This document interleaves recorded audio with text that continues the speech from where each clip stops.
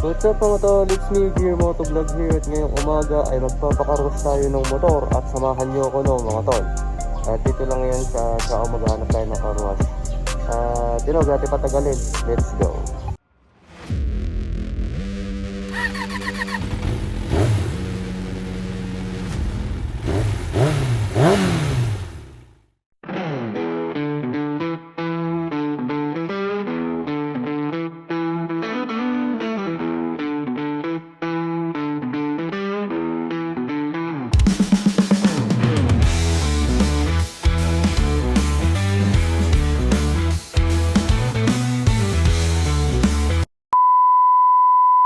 Tayo na nga mga tol, no?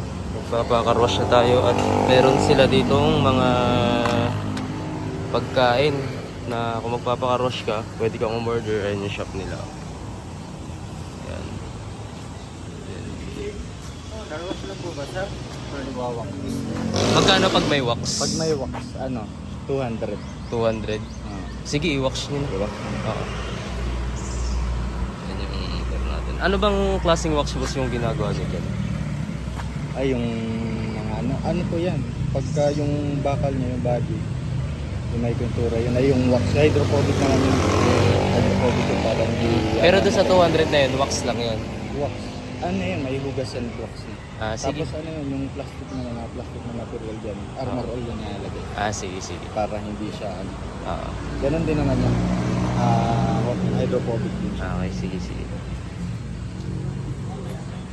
So yun mga tol, inoperan tayo ni sir ng iwawax daw yung motor. At ayan na nga.